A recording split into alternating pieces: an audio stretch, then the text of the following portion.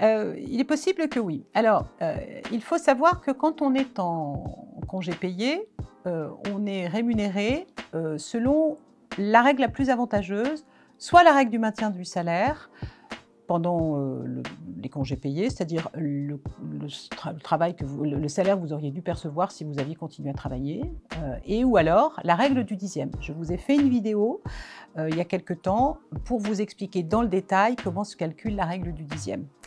Donc, très concrètement, en congé payé, l'employeur doit faire la différence. Est-ce que la règle du maintien de salaire est plus avantageuse? J'applique la règle du maintien de salaire.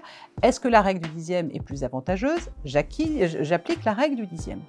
Ce que vient de nous dire le législateur, c'est que lorsque vous prenez des congés payés classiques, la règle que je viens de vous indiquer va s'appliquer. Par contre, lorsque vous prenez des congés payés que vous avez acquis pendant la durée de votre arrêt maladie, eh bien la règle du 10e va être calculée de manière beaucoup moins avantageuse pour vous. Pourquoi?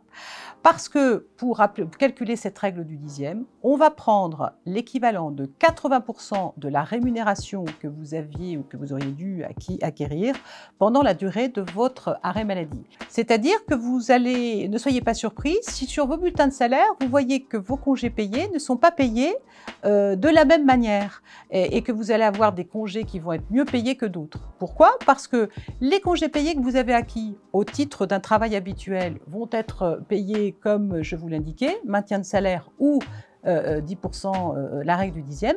Les congés payés que vous avez acquis au titre de votre maladie vont être payés selon soit la règle du maintien de salaire, soit alors la règle du 10e, mais calculée sur 80% de la rémunération que vous avez acquis, qui vous a été servie pendant votre arrêt maladie.